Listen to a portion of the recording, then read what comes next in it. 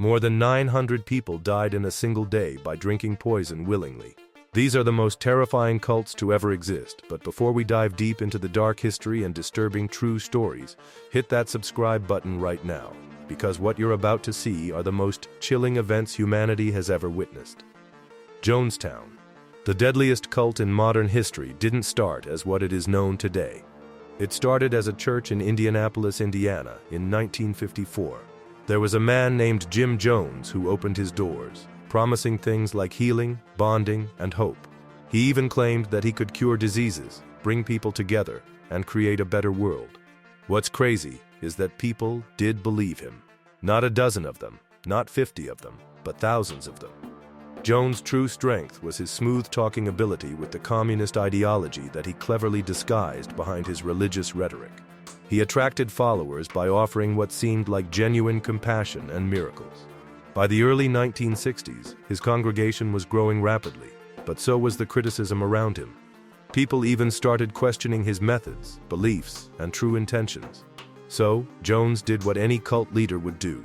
He packed and moved to California in 1965. There, he resided in Redwood Valley and later established his headquarters in San Francisco. This move was strategic because the political climate in California was shifting. The counterculture movement was thriving, and people were searching for meaning. Jones capitalized this perfectly. His members became recruiters, spreading around the city, pulling in new followers with promises of equality, purpose, and belonging. By the mid-1970s, the People Temple had thousands of members, but Jones had a much bigger plan that no one expected. It was in 1974 when Jones leased approximately 4,000 acres of dense jungle in Guyana, South America. He named it Jonestown. He sold it to his followers as a socialist paradise, a utopia where they could escape government interference, racism, and the corruption of American society. Seeing such unique offers, members began migrating to these remote settlements, building homes, farms, and even starting a new life from scratch. By 1977, around 900 people were living in Jonestown.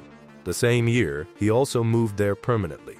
But the moment Jones arrived, everything changed. What was sold as paradise quickly became a prison for members. The work grew 8 hours a day in tropical heat, followed by a mandatory evening class where Jones indoctrinated them with his socialist ideology. He started calling himself the Father, positioning himself as the ultimate authority. But punishment for disobedient heir was severe. Any type of coup was crushed, and escape was nearly impossible. The jungles surrounded them, and Jones had control of all communication with the outside world. In 1978, something crazy happened because the U.S. Congressman Leo Ryan flew to Guyana to investigate claims of abuse at Jonestown.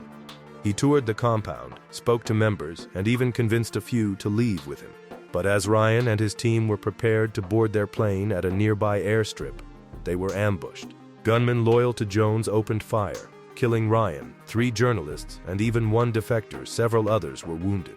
Jones knew it was over. He gathered his followers and told them that the end had already come, but instead of giving them the option to leave, he prepared a large metal vat that was filled with grapefruit-flavored grape-flavored flavor aid that was mixed with cyanide sedatives and tranquilizers. Then, he instructed everyone to drink it. Parents gave it to their children first. The elderly lined-up people drank willingly, believing Jones. When he said this was the only way to avoid persecution, those who hesitated were pressured, and in some cases forced.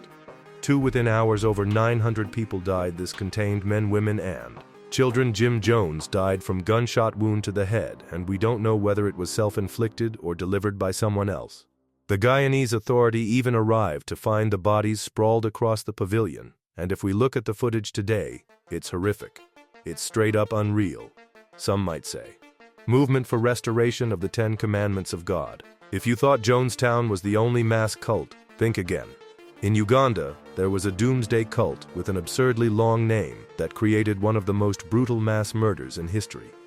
This movement was called the Movement for Restoration of the 10 Commandments of God, and it emerged in 1989. It was founded by a former prostitute named Credonia Mwerinde and a defrocked priest named Joseph Kibwetir. The group had this weird obsession with the 10 Commandments. It was so strict that many members stopped speaking altogether to avoid breaking the commandment against any false witness. They communicated using only sign language instead. Everyone was living in fear that a single slip of the tongue could doom them in hell. This type of indoctrination is something no one could ever do. The leaders claimed that they had direct communication with Virgin Mary, who allegedly revealed themselves to the exact date of the apocalypse, which was December 31, 1999. As the date approached, the cult had 5,000 members who went into a frenzy. They sold their homes, livestock, and possessions for pennies on the dollar, donating every single cent to the movement. The leaders even assured them that their material possessions would be meaningless in the new world they were going to. December 31, 1999, arrived, and absolutely nothing happened. Members were angry here, they demanded their money back, and they even wanted answers. The leaders then realized that they were cornered and announced a new date, which was March 17, 2000. That day, all 530 people were present and were instructed to gather at a party inside a church in Kanungu.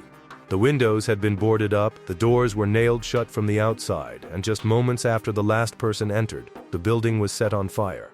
The inside people had no chance. They couldn't go out, and they could only be burned alive, trapped and screaming. But the horror did not end. In the days following the fire, police searched for other properties owned by the cult and discovered that there were mass graves that contained 395 additional bodies. Victims were poisoned, strangled, or even stabbed in the days leading up to this church fire. The death toll exceeded 900, which is as much as Jonestown. 2 of the 5 cult leaders vanished before authorities could arrest them. To date, they have never been found.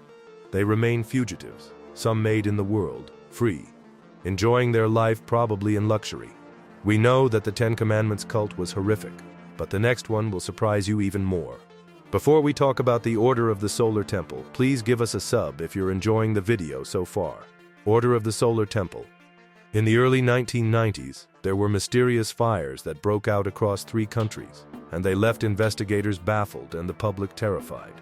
It was in 1994 that firefighters in Switzerland responded to 2 separate blazes. One was on a farm, and another was a cottage. When they arrived at the scene, they found something that would haunt them forever. There were a total of 48 burnt bodies, all wearing ceremonial white robes, arranged in a circle, with some of them having plastic bags over their heads. Mirrors even surrounded them. Mirrors surrounding one of the sites reflected the carnage, where investigators quickly realized that the fire had been started using a remote-controlled device. This was the work of an organization or a cult called Ordovac. Ordovac is an apocalyptic cult founded in 1984 by Joseph DeMambro and Luc Jouret. The group blended New Age mythicism, Templar mythology, and doomsday prophecies into a toxic mixture of belief. Members were told that the world was on the brink of collapse, and the only way to survive was to leave their bodies. Their souls would then ascend to a planet orbiting the star Sirius, where they would live an eternal life. But here's the truly disturbing part. Not all victims went willingly. When the autopsies were done, it was revealed that they had plastic bags, forcibly placed over their head because they refused to drink the poison. They were then held down, suffocated, and burned. This wasn't mass suicide. It was murder that was disguised under the name of religion. The killings didn't even stop in Switzerland because in December 1995 in the French Alps, 16 more bodies were discovered that were arranged in a star formation, and they were burned beyond recognition on March 22, 1997. 5 more members died in Canada, again killed by remote control fire. In total, the Order of the Solar Temple claimed the lives of 74 people across multiple countries over just 3 years. Some of the cult leaders died in the rituals, but others are suspected of having escaped. The investigations are still open, but the answers are nowhere to be found. The Branch Davidians. In 1993, the world watched in horror as a 51-day standoff between a religious cult and the U.S. government that ended up in pure disaster. The Branch Davidians were an offshoot of the Seventh-day Adventist Church, which was founded in 1935 by Victor Houteff. For decades, they lived quietly on a compound near Waco, Texas, waiting for the apocalypse. In 1987, everything changed when a man named David Koresh took control of the organization. He was born Vernon Wayne Howell, a charismatic preacher who claimed to be the final prophet. He taught that he alone could interpret the 7 seals described in the book of Revelation. He also believed the end times were near, and that he and his followers needed to prepare for violent confrontation with the forces of evil, which he identified as the U.S. government. Then he began stockpiling weapons with a lot of rifle grenades and munitions, and that's where authorities got wind of this and suspected the group of illegal firearm possession and even child abuse. In February 1993, agents of the Bureau of Alcohol, Tobacco, and Firearms attempted to execute a search warrant, but the Davidians were ready. There was a fire, and a gunfight erupted with 4 ATF agents and 6 Davidians killed. The siege had just begun. For the next 51 days, the FBI surrounded the compound. Negotiations went nowhere, and Koresh refused to surrender. In 1993 April, the FBI finally decided to end it. The compound set tear gas into the building, hoping to force Davidians out. Instead, the fires broke out in multiple locations inside the compound. To this date, it's unclear who started them. Some say that the Davidians set themselves on fire as an act of defiance, while others believe that the tear gas canister must have ignited flammable materials. Regardless of whatever happened, the results were catastrophic. The compound burned to the ground, taking 76 people, including Koresh and over 20 children. The survivors were arrested, finally. This Waco siege became a flashpoint in American culture, fueling things like anti-government sentiment while inspiring local terrorism, which happened again just 2 years after this event in the Oklahoma City bombing. So, which cult do you think is the deadliest of them all? Let us know in the comments below. And if you enjoyed the video and want to see more content where we uncover the brutality in the dark side of the world, subscribe to the channel now.